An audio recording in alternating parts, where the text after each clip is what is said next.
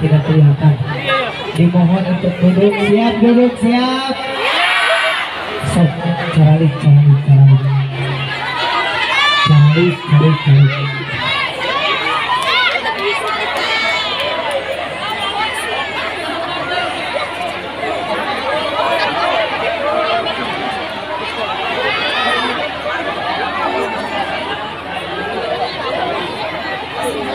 Di panggung pun mohon maaf yang tidak berkepentingan boleh turun, sebagian hanya pengawal saja sama orang-orang tertutup, mohon maaf, mohon kerjasamanya.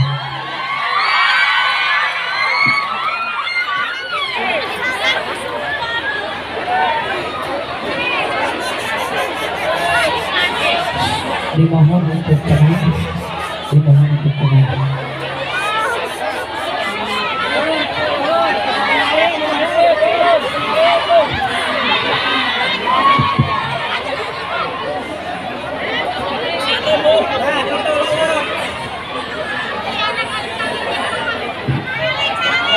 Assalamualaikum warahmatullahi wabarakatuh.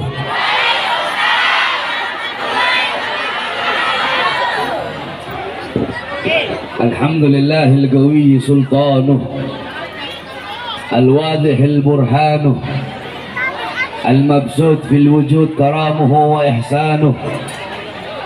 Allahumma salli wa sallim wa barik wa karrim wa azzim على نور الأنوار وسر الأسرار وترياك الأخيار ومفتاح باب اليسر سيدنا ومولانا محمد المختار وآله الأطهار وأصحابه الأخيار عدد نعم الله وإفضاله. أما بعد.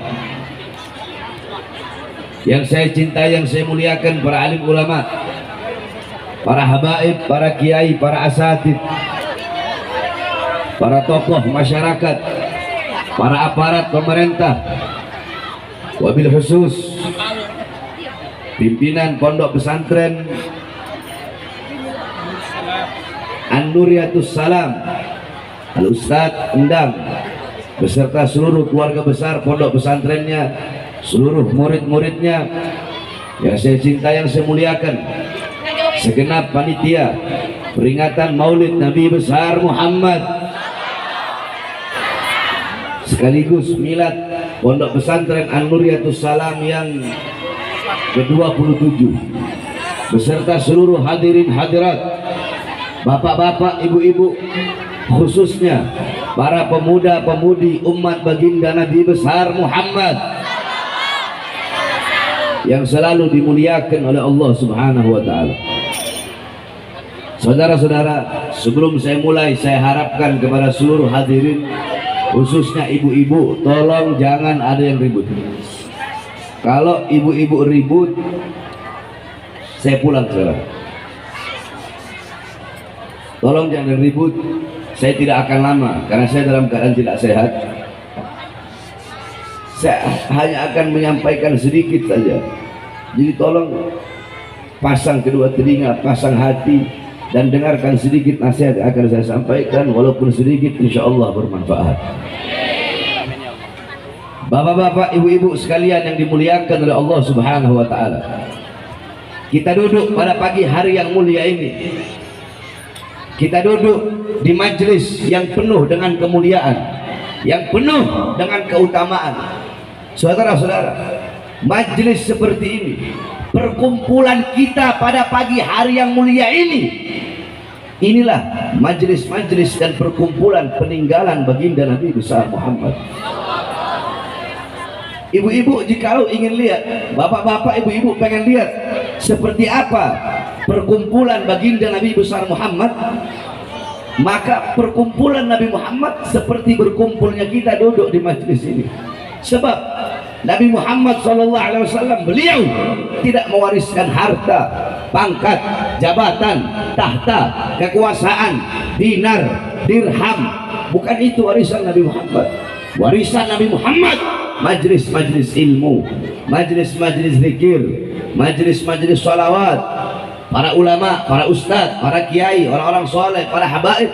Inilah warisan baginda Nabi besar Muhammad. Kita duduk di sini untuk mengambil warisan Nabi Muhammad. Ketika kita mendapatkan warisannya Nabi, maka tidak ada warisan yang lebih berharga, tidak ada warisan yang lebih mulia, tidak ada warisan yang lebih mahal selain daripada warisan baginda Nabi besar Muhammad. Abu Hurairah radhiyallahu anhu, ketika itu Abu Hurairah pergi ke pasar. Abu Hurairah berkata, wahai orang-orang pasar, di masjid sedang dibagi-bagikan warisan Nabi Muhammad. Orang-orang yang ada di pasar yang berdagang menutup dagangannya, berhenti berdagang. Yang punya toko menutup tokonya. Mereka datang berbondong-bondong pergi ke pasar, saudara-saudara. Ketika mereka orang-orang pasar datang berbondong-bondong pergi ke masjid. Ketika mereka sampai di masjid, mereka berkata, wahai Abu Hurairah, mana katamu sedang dibagi-bagikan warisannya Nabi? Kami tidak melihat dibagikan pakaiannya Nabi. Kami tidak melihat sedang dibagikan hartanya Nabi, pedangnya Nabi, sorbannya Nabi, imamahnya Nabi. Yang ada hanyalah halakoh-halakoh, lingkaran, perkumpulan-perkumpulan orang yang sedang menuntut ilmunya Allah Subhanahu wa ta'ala. Apa kata Abu Hurairah? Majlis-majlis ilmu, majlis-majlis zikir, itulah warisan baginda Nabi besar Muhammad. Jadi warisan Nabi Muhammad seperti pada pagi hari yang mulia ini, saudara-saudara. Ini warisan Nabi Muhammad SAW. Kadar kedekatan kita dengan Nabi kelak di akhirat, jarak jauh atau dekatnya kita dengan Nabi di akhirat, itu menurut kadar kedekatan kita di dunia dari majelis-majelis ta'lim seperti ini. Jika di dunia kita dekat dengan majelis ilmu, dekat dengan majelis zikir, dekat dengan majelis sholawat, tidak diragukan di akhirat kita pun akan dekat dengan baginda Nabi besar Muhammad. Tetapi kalau di dunia kita jauh dari majelis ilmu, jauh dari majelis zikir, jauh dari majelis sholawat, maka dipastikan di akhirat kita pun akan jauh dengan baginda Nabi besar Muhammad sallallahu alaihi wasallam. Kita duduk di sini. Rasulullah pernah berwasiat kepada Abdullah bin Mas'ud. Apa wasiat Rasulullah? Ya Ibn Mas'ud, julusuka sa'atan fi majlisil ilm la tamassu qalaman wa la taktubu harfan khairun laka min 'idki alfi raqabah. Rasulullah berwasiat kepada Ibn Mas'ud. Rasulullah memberikan nasihat kepada Ibn Mas'ud. Apa wasiatnya Rasul? Apa nasihatnya Rasulullah? Wahai Ibn Mas'ud, ya Ibn Mas'ud, wahai Ibn Mas'ud, julusuka, dudukmu saatan sesaat, sekejap engkau duduk sesaat, engkau duduk sekejap di majlisil ilm, di majlis ilmu, duduk berkumpul bersama ulama, duduk berkumpul bersama orang-orang soleh di majlis-majlis ilmu, engkau belajar mana halal mana haram, mana baik mana buruk. La tamassu qalaman, engkau duduk di majlis ilmu walaupun engkau tidak memegang pena. La tamassu qalaman, engkau tidak memegang pena, engkau tidak memegang pulpen, engkau tidak memegang pensil. Wala taktubu harfan, engkau tidak menulis walaupun satu huruf. Cuma duduk di majlis ilmu, tidak megang pena, tidak menulis walaupun satu huruf. Khairul laka, itu lebih baik bagimu, itu lebih bagus bagimu, itu lebih utama bagimu daripada engkau memerdekakan 1000 orang budak. Saudara-saudara, memerdekakan 1 orang budak kelak di akhirat pahalanya maka seluruh jawarehnya. Barang siapa yang memerdekakan 1 orang budak, seluruh jawareh, seluruh anggota tubuhnya akan merdeka dari api nerakanya Allah. Maka bagaimana kalau memerdekakan 100 orang budak, sedangkan duduk di majlis-majlis seperti pada pagi hari ini lebih utama, lebih mulia daripada memerdekakan 100 orang budak. Saudara-saudara sekalian yang dimuliakan oleh Allah Subhanahu wa taala, bapak-bapak, ibu-ibu, kalian duduk pada majlis pagi hari ini, lidah kalian basah dengan bersolawat kepada baginda Nabi besar Muhammad. Qala Rasul sallallahu alaihi wasallam, "Man shalla alayya salatan wahidah, sallallahu alaihi biha asyra." Barang siapa yang bersolawat kepada aku 1 kali, maka Allah bersolawat kepadanya 10 kali. Saudara-saudara, solawat dari Allah adalah rahmat, solawat dari para malaikat adalah maghfirah, solawat dari umat adalah doa. Barang siapa yang bersolawat kepada Nabi Muhammad 1 kali, Allah bersolawat kepadanya 10 kali. Saudara-saudara, Allah punya 1 malaikat yang Allah tugaskan sampai hari kiamat untuk berdiri di depan kuburnya Nabi Muhammad. Untuk apa? Malaikat tersebut akan membawa setiap sholawat dari umatnya di hadapan kuburnya Nabi Muhammad SAW. Tadi bapak-bapak, ibu-ibu bersolawat kepada Nabi Muhammad. Malaikat tersebut di atas kuburnya Nabi Muhammad, dia berkata, "Ya Rasulullah, Fulan bin Fulan, ya Rasulullah, Fulanah binti Fulan." Disebutkan engkau punya nama satu persatu di hadapan kuburnya Nabi Muhammad SAW. Fulan bin Fulan, Fulanah binti Fulan, mereka bersolawat kepadamu ya Rasulullah. Apa kata Rasulullah? Bawa salawat mereka menghadap Allah Subhanahu wa taala. Dibawa engkau punya salawat tadi menghadap Allah Subhanahu wa taala. Malaikat berkata, "Ya Allah, Fulan bin Fulan, Fulanah binti Fulan bersalawat kepada kekasihmu Muhammad."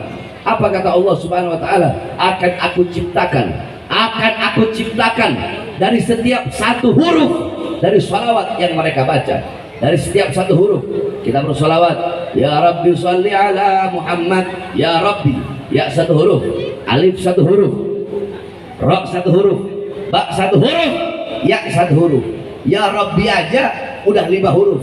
Dari setiap 1 huruf kata Allah, aku ciptakan 460 malaikat yang memiliki 460 kepala. Setiap kepala malaikat tersebut, setiap kepala memiliki 460 wajah. Setiap wajah memiliki 460 mulut. Setiap mulut memiliki 460 lidah. Setiap lidah memiliki 460 bahasa. Setiap bahasa memohon ampun atas dosa-dosa orang yang bersalawat tersebut. Malaikat tersebut bersujud kepada Allah Subhanahu wa taala. Dia bersujud dan dia tidak akan mengangkat kepalanya sebelum Allah mengampuni dosa-dosa orang yang lidahnya basah dengan bersalawat kepada baginda Nabi besar Muhammad sallallahu alaihi wasallam. Tadi kita duduk di sini bersalawat kepada baginda Nabi besar Muhammad sallallahu alaihi wasallam. Oleh karenanya, bapak-bapak, ibu-ibu sekalian yang dimuliakan oleh Allah Subhanahu wa taala, wasiat saya, nasihat saya, ini zaman akhir zaman. Janganlah engkau jauh dari ulama, jangan engkau jauh dari orang-orang soleh, jangan engkau jauh dari para habaib, jangan engkau jauh dari para kiai, jangan engkau jauh dari para ustadz, jangan engkau jauh dari para ajengan. ikutilah beliau-beliau, karena beliau-beliau adalah pewaris daripada baginda Nabi besar Muhammad sallallahu alaihi wasallam. Khususnya engkau para pemuda-pemudi, engkau para pemuda-pemudi jangan jauh dari baginda Nabi besar Muhammad.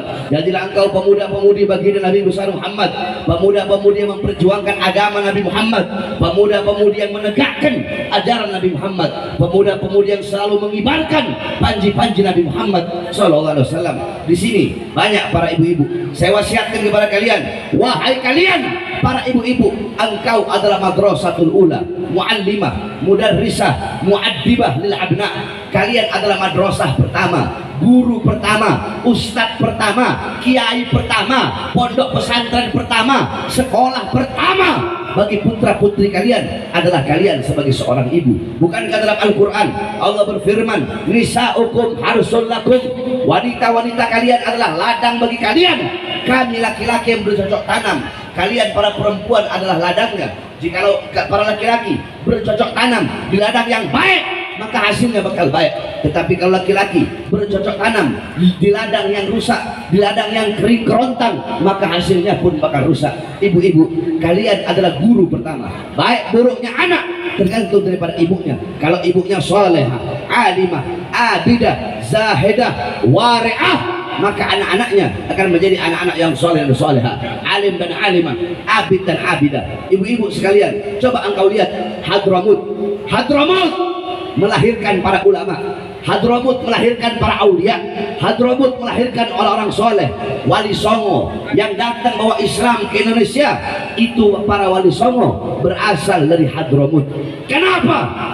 Hadramut melahirkan para ulama, Hadramut melahirkan para aulia. Karena itu Hadramut, karena Hadramut, perkara-perkara Hadramut melahirkan ulama, melahirkan aulia, itu tidak bisa dilepaskan daripada kepribadian wanita-wanita yang ada di sana.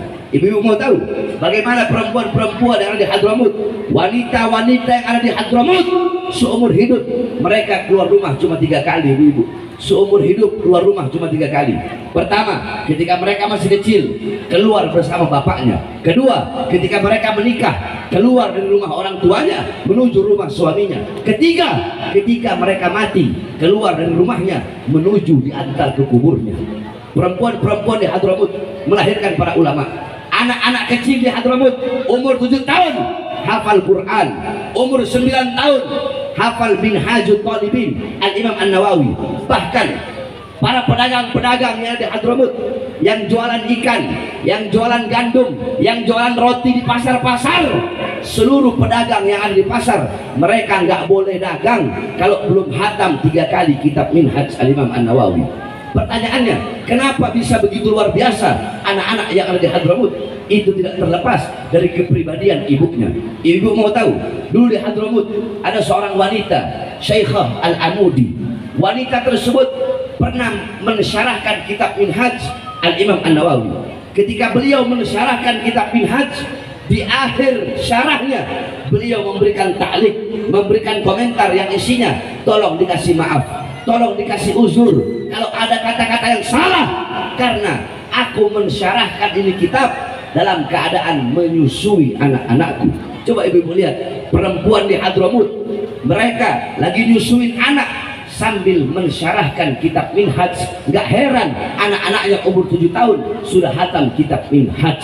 Kalian para ibu-ibu adalah madrasah, guru pertama. Baik buruknya anak tergantung daripada ibunya. Banyak ibu-ibu zaman sekarang, kalian tahu di mana letak kompor kalian, kalian tahu di mana letak dapur kalian, di mana letak kasur kalian, kalian tahu di mana letak alat make up kalian, di mana letak dompet kalian, tapi kalian tidak tahu di mana letak anak-anak perempuan kalian ketika malam. Saya tanya semua ibu-ibu yang ada di sini, emas, permata, uang kalian, apakah kalian taruh di dalam lemari atau kalian taruh di luar rumah? Ibu-ibu jawab yang keras. Di lemari. Dikunci rapat-rapat. Dikunci rapat-rapat. Kenapa letak dalam lemari? Takut hilang, takut diambil orang, takut dicolong orang, takut dicuri orang. Emas, intan, permata, berlian, perhiasan, uang kalian kunci rapat-rapat dalam lemari. Kenapa anak perempuan kalian umbar seperti binatang? Apakah emas lebih berharga daripada anak perempuan kalian? Apakah intan permata lebih berharga daripada anak perempuan kalian? Saudara-saudara sekalian yang dimuliakan oleh Allah Subhanahu wa taala, kalian sebagai seorang ibu, kalian biarkan anak perempuan kalian membuka aurat, kalian biarkan anak perempuan kalian telanjang, kalian biarkan anak perempuan kalian pacaran. Saudara-saudara sekalian yang dimuliakan oleh Allah Subhanahu wa taala, ibu-ibu, Sayyidatuna Fatimah radhiyallahu anha, Sayyidatuna Fatimah setiap malam rumahnya selalu gelap. Setiap malam rumahnya gelap. Tidak ada beliau menyalakan lentera. Orang-orang berkata, wahai Fatimah, wahai Ali, kenapa rumah kalian setiap malam gelap? Apakah kalian tidak punya uang untuk beli lentera? Apa kata beliau? Tidak, kami punya uang untuk beli lentera, tapi sengaja setiap malam kami matikan lentera atau lilin atau obor dalam rumah kami. Sengaja kami matikan agar apa? Agar orang-orang yang lewat depan rumah kami tidak bisa melihat walaupun bayangan daripada anak-anak perempuan kami. Sayyidatuna Fatimah, bayangan anak-anak perempuannya tidak rela dilihat. Bayangan anak-anak perempuannya tidak ridho untuk dilihat orang lain, apalagi jasad daripada anak-anak perempuannya. Oleh karenanya, saya wasiatkan sekali lagi, ibu-ibu sekalian yang dimuliakan oleh Allah, mulai saat ini didik yang benar kalian punya anak-anak, karena waktu seorang ibu dengan anak lebih banyak daripada waktu bapak dengan anak. Begitu juga bapak-bapak. Banyak bapak-bapak zaman sekarang, kebanyakan rata-rata 100% kalian bapak-bapak pagi, siang, sore, malam keluar untuk apa? Mencari nafkah, memberi makan jasmani anak-anak kalian, memberi makan istri kalian. Akan tetapi kalian bapak-bapak sibuk cari uang, sibuk kerja pagi, siang, sore, malam, memberi makan jasmani anak-anak kalian, tetapi kalian melupa untuk memberi makan jiwa dan hati anak-anak kalian. Jikalau kewajiban kalian sebagai bapak cuma bikin anak, terus anaknya lahir, terus kalian kerja, kasih makan buat anak-anak kalian. Kalau kewajiban bapak, kewajiban orang tua cuma memberi makan jasmani anak-anaknya, apa bedanya dengan binatang, saudara-saudara? Kalian belum bangun, binatang sudah bangun lebih dulu mencari makan untuk anak-anaknya. Ada yang lebih wajib bagi kalian untuk memberi makan, yaitu memberi makan jiwa dan hati anak-anak kalian. Makanya jangan heran kenapa anak-anak kalian zaman sekarang cium tangan di pipi, cium tangan di dahi, padahal harusnya seorang anak itu cium tangan di bawah hidung. Di bawah hidung, bukan hanya ditempel, tapi harus dihirup. Itu yang diajarkan Nabi Muhammad SAW. Tapi kenapa anak-anak kalian cium tangan di pipi, cium tangan di dahi? Anak-anak kalian melotot kepada kalian, anak-anak kalian membantah perintah kalian, anak-anak kalian melawan kalian, karena kalian sebagai orang tua sibuk dengan urusan dunia, sehingga tidak pernah mendidik anak-anak kalian dengan pendidikan baginda Nabi besar Muhammad SAW. Coba lihat anak-anak zaman sekarang. Anak-anak zaman sekarang, kalian lihat pagi, siang, sore, malam sibuk dengan media sosial, sibuk dengan handphone. Saya tanya ibu-ibu, jawab yang keras. Anak-anak kalian lebih banyak pegang handphone atau pegang Quran? Lebih banyak pegang handphone atau pegang Quran? Suami ibu-ibu lebih banyak pegang handphone atau pegang Quran? Ibu-ibu sendiri lebih banyak pegang handphone atau Quran? Lebih banyak pegang handphone. Suami pegang handphone, anak kecil dari umur 4 tahun, 6 tahun, 7 tahun, 8 tahun, 9 tahun, 10 tahun pegang handphone. Ibunya pegang handphone, bapaknya pegang handphone, suami istri pegang handphone begini. Lagi berduaan pegang handphone, bagi orang goblok masing-masing pegang handphone. Yakni handphone itu bisa mendekatkan hubungan yang jauh, tetapi tidak bisa dipungkiri handphone juga bisa menjauhkan orang-orang yang dekat, saudara-saudara. Bapaknya sibuk pegang handphone, ibunya sibuk pegang handphone, semuanya sibuk dengan handphone. Masa bahagia anak-anak kecil zaman sekarang direbut oleh handphone, saudara-saudara. Kalau kita orang zaman dulu masih kecil nggak ada handphone, kita orang main kelereng, kita orang mandi di pantai, mandi enak, kita punya masa kecil. Tetapi anak-anak zaman sekarang masa kecil mereka telah direbut oleh handphone. Anak-anak muda, para pemuda-pemudi di pinggir-pinggir jalan, mereka yang banyak pemuda-pemudi sekarang yang mereka jadikan sebagai teladan bukan Nabi Muhammad, bukan para sahabat, tetapi orang-orang barat. Mereka mengikuti budaya orang barat, mengikuti pikiran orang barat, mengikuti gaya hidup orang barat, mengikuti pola pikir orang barat.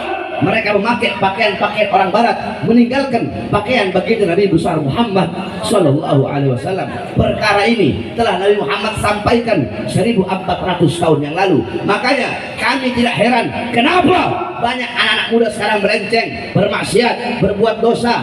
Anak-anak muda mau mabokan, narkoba, melacur, berzina, mempertontonkan perbuatan dosanya. Perkara ini telah Nabi Muhammad sampaikan 1400 tahun yang lalu. Apa kata Rasulullah?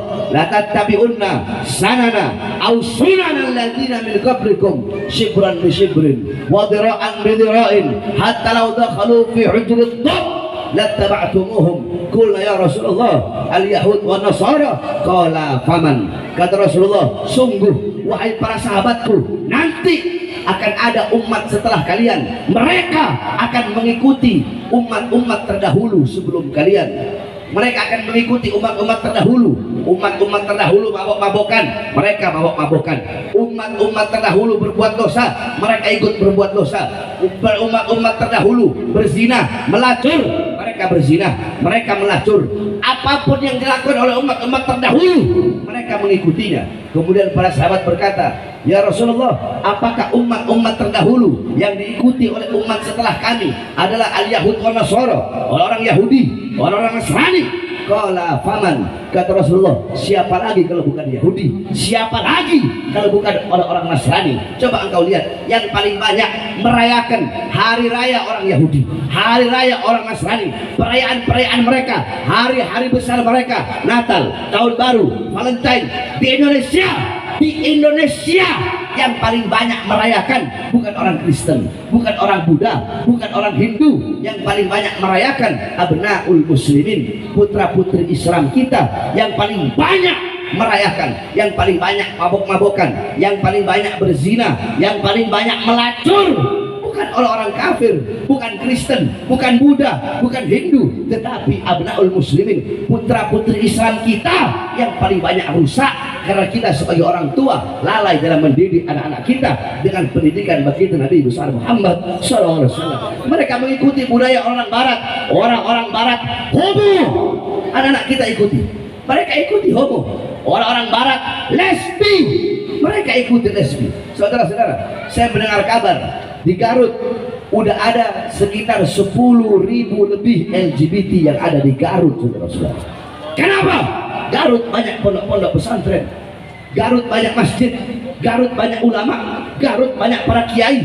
Akan tetapi kenapa bisa 10.000 LGBT homo? Bukankah Rasulullah SAW beliau telah berkata, ibu-ibu, bapak-bapak, Allah menciptakan semuanya berpasang-pasangan. Ada siang, ada siang, ada matahari di kala siang, ada bulan di malam hari. Kemudian ada lautan, ada daratan. Nah, ada laki-laki, ada perempuan. Allah ciptakan Adam dan Hawa, bukan Adam sama Asep, bukan. Allah ciptakan Adam untuk Hawa, dan Allah ciptakan Hawa untuk Adam, bukan Adam sama Asep, saudara-saudara. Makanya Rasulullah melaknat perbuatan tersebut. Apa kata Rasulullah? La'anallah man amila amala qaum Lut thalatha marrah. Sungguh Allah melaknat 3 kali laknat bagi orang-orang yang melakukan perbuatan-perbuatan kaum Nabi Allah Lut, saudara-saudara. Sampai-sampai dalam hadis Rasulullah sangat tegas. Apa kata Rasulullah? Kata Rasulullah, man wajadtumuhu, barang siapa yang menemukan mereka, siapa mereka? Ya'malu amala qaumi Lut faqtulu al-fa'il wal maf'ul bih. Barang siapa yang menemukan mereka, orang-orang yang melakukan perbuatan kaum Nabi Allah Lut, yakni homo, yakni lesbi, faqtulu, kata Rasulullah, maka bunuhlah al-fa'il wal maf'ul bih, orang yang memasuki dan orang yang dimasuki. Saking begitu keras Rasulullah terhadap LGBT. Oleh karenanya saudara-saudara sekalian yang dimuliakan oleh Allah, makanya banyak Allah berikan bencana, banyak Allah berikan musibah kepada bangsa kita, kepada negeri yang kita cintai. Kenapa? Karena terlalu banyak perbuatan dosa dan perbuatan maksiat yang kita lakukan di muka bumi Allah Subhanahu wa taala. Makanya kalau ada bencana, kalau ada musibah, gempa bumi di Cianjur, tsunami di Aceh, kemudian tanah longsor, tsunami di Palu, kebakaran dan lain-lainnya, kalau ada bencana, kalau ada musibah, jangan engkau bertanya kepada Allah. Bukankah Allah berfirman, ma asabakum min musibatin fabima kasabat aydikum, apa-apa yang menimpa kalian daripada musibah, daripada gempa bumi, daripada tsunami, daripada tanah longsor, seluruh musibah yang menimpa kalian itu akibat perbuatan tangan kalian. Makanya kalau ada gempa bumi, kalau ada tsunami, kalau ada musibah, kalau ada bencana, jangan bertanya kepada Allah, ya Allah, kenapa kau kasih gempa bumi?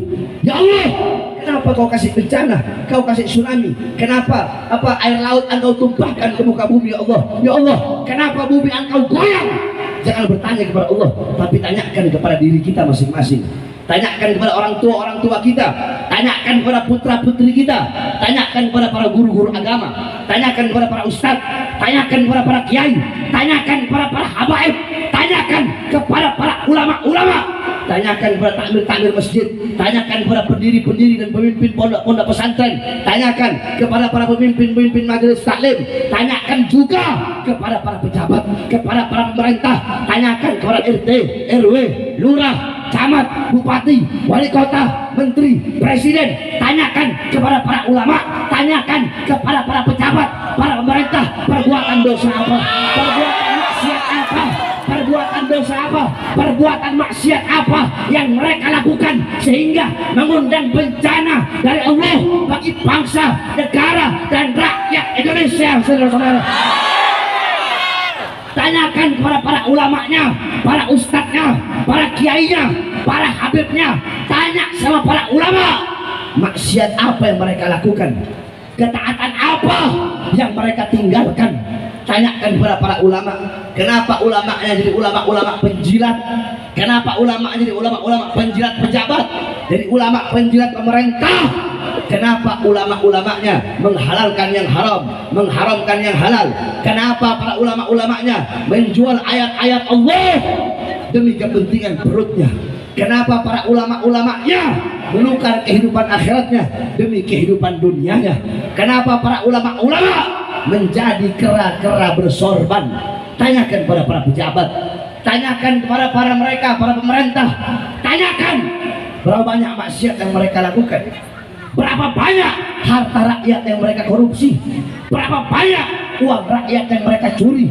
Kenapa keadilan tidak mereka tegakkan sehingga perkara itulah yang mengundang bencana dan musibah dari Allah bagi seluruh bangsa dan rakyat Indonesia.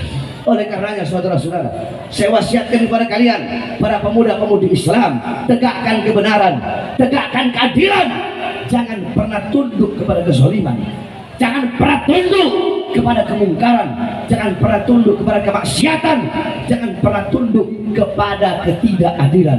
Saudara-saudara, bapak-bapak, ibu-ibu, saya berkali-kali keluar masuk penjara. 2009 saya di penjara, 2010 di penjara, 2011 di penjara, 2012 di penjara, 2018 di penjara, 2020 keluar, baru 2 hari masuk lagi di bawah Nusa Kambangan. 2021 bebas, baru 1 bulan masuk lagi kemarin di Bandung, Pulau Jawa Barat 7 bulan, baru bebas. Saya baru bebas sekitar 3-4 bulan yang lalu. Saudara-saudara, kenapa saya keluar masuk penjara?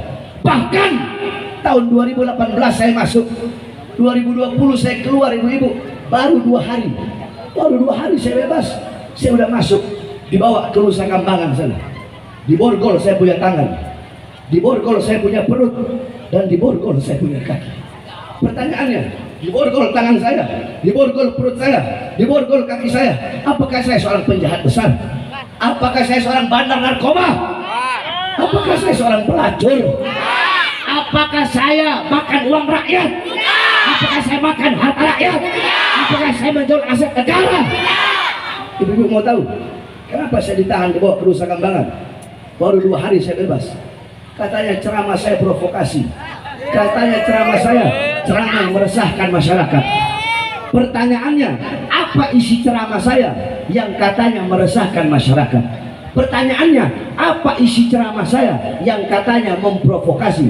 Ibu mau tahu apa isi ceramah saya yang menyebabkan saya 2 hari bebas langsung ditahan lagi? Saya sampaikan kepada kalian apa isi ceramah saya.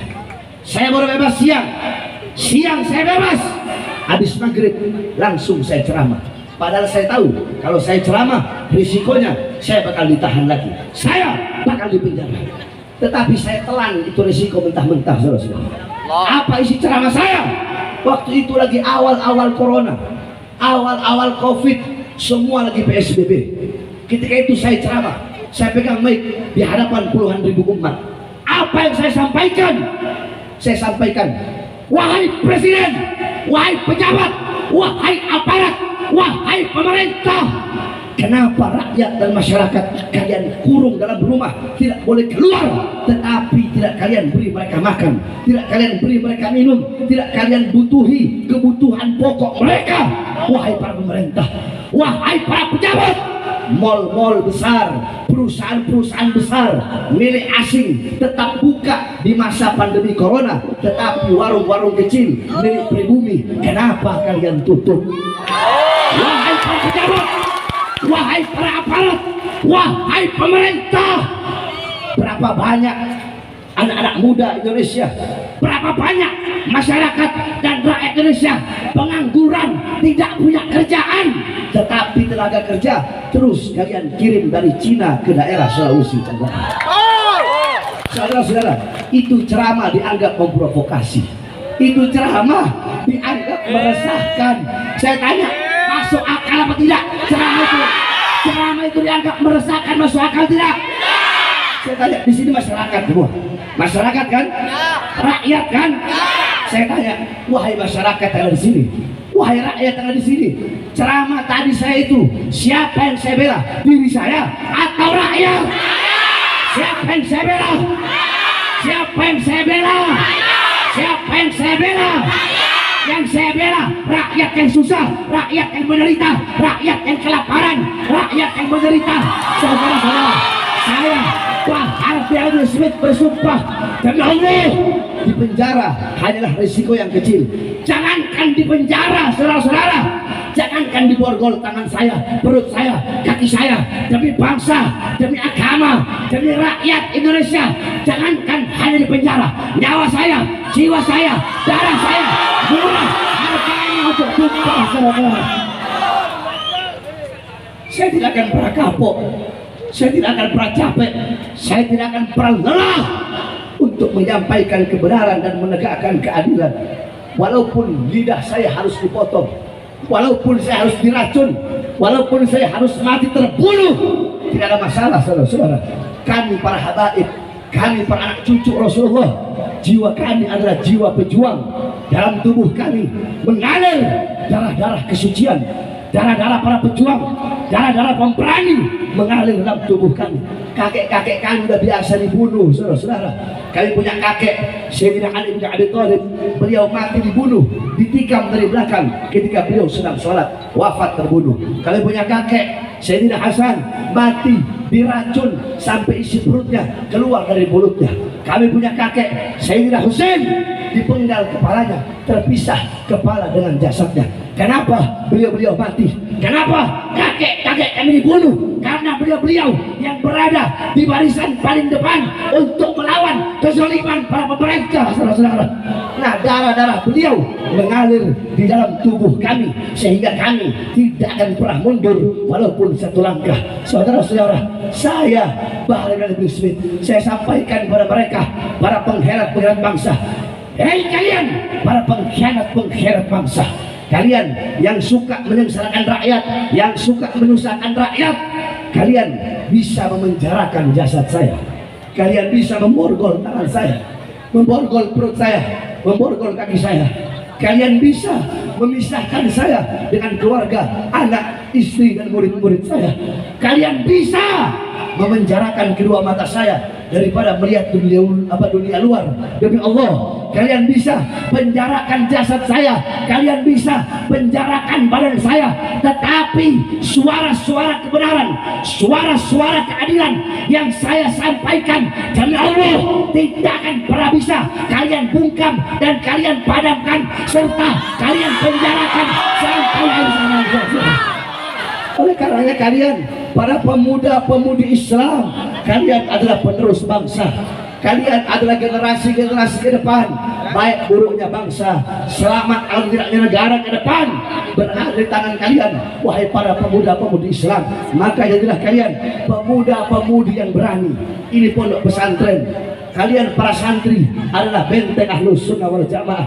Para santri-santri salaf adalah benteng akidah, benteng Asy'ari Maturidi, benteng mazhab Syafi'i. Kalian para santri-santri salaf, kalian adalah benteng NKRI, kalian adalah benteng bangsa, benteng merah putih, benteng Pancasila, benteng rakyat Indonesia. Oleh karenanya kalian para santri-santri salaf tidak boleh memiliki mental tempe, tidak boleh memiliki mental kerupuk yang kena air langsung melempem. Kalian harus punya mental baja. Jangan pernah tunduk kepada kezaliman, dari manapun datangnya kezaliman itu. Teruslah berjuang walaupun kalian dihina, dicaci, dimaki, dimusuhi, diasingkan. Orang-orang yang mencaci, yang memaki, yang memusuhi, jangan kalian jadikan mereka sebagai air yang memadamkan semangat kalian, wahai para santri-santri. Tetapi mereka yang menghinamu, yang mencacimu, yang memakimu, yang meremehkanmu, jadikan mereka sebagai bara api yang menambah semangatmu untuk berjuang, memperjuangkan agama, bangsa, negara, dan rakyat Indonesia. Sampaikan kepada mereka, orang-orang yang mengkhianati bangsa, yang mengkhianati rakyat, kami para santri-santri salaf, kami para santri-santri yang berada di kobong-kobong bambu, dan Allah, kami bersumpah selama darah kami masih merah, tulang kami masih putih, merah putih, maka selama itu kami para santri-santri yang pakai sarung akan berada di barisan paling depan, rela hancur, rela binasa demi bangsa dan rakyat Indonesia. Saya tanya kalau bapak, ibu-ibu, pemuda, pemudi, khususnya para santri-santri, siap hancur demi Islam, siap binasa di Indonesia, siap mati di merah putih. Allahu Akbar, Allahu Akbar. Indonesia merdeka, merdeka, merdeka. Allahu Akbar. Terakhir saya tanya ibu-ibu, kalau di Garut masih terus ada LGBT, homo, lesbi, rela atau tidak? Rela atau tidak? Ridho atau tidak? Kalau di kampung kalian ada homo, ada gay, ada LGBT, ada lesbi, usir atau biarkan? Usir atau biarkan? Usir atau biarkan? Usir, saudara-saudara.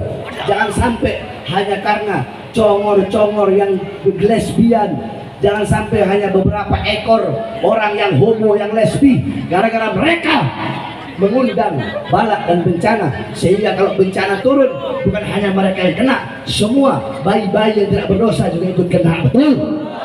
Orang tua yang tidak berdosa juga ikut kena. Betul? Oleh karena ketika saya mendengar di Garut banyak LGBT, banyak homo, banyak lesbi, maka saya harus menyampaikan ini. Mudah-mudahan Garut Allah selamatkan, mudah-mudahan Garut Allah berikan keamanan, Allah berikan ketentraman, Allah berikan kesejahteraan, khususnya bapak-bapak, ibu-ibu, masyarakat yang hadir di sini. Mudah-mudahan tidak keluar di majelis kecuali Allah ampuni dosa-dosa kalian, dosa-dosa yang telah lalu, dosa-dosa yang akan datang. Allah rahmati kalian, Allah berikan kasih sayang kepada kalian. Kalian punya harta, Allah perbanyak. Kalian punya rezeki, Allah perluas. Allah permudah urusan-urusan kalian, urusan dunia, urusan akhirat. Anak-anak kalian Allah jadikan anak-anak yang saleh dan salehah, yang alim dan alimah, yang ahli ibadah, yang ahli taat, yang patuh, yang tunduk kepada Allah, sehingga anak-anak kalian bisa menjadi sebab kelak akan menggandeng, menyeret kalian, membawa kalian menuju surga Allah Subhanahu wa taala. Amin amin ya rabbal alamin.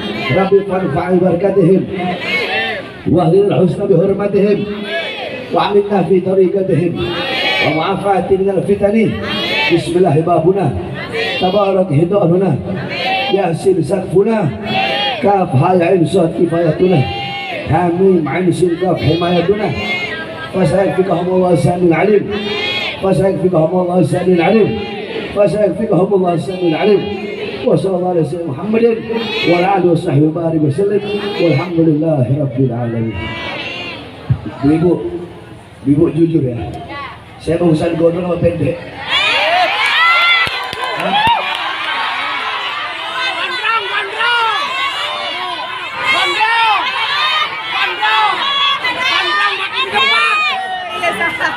Ibu-ibu, saya tanya yang lain.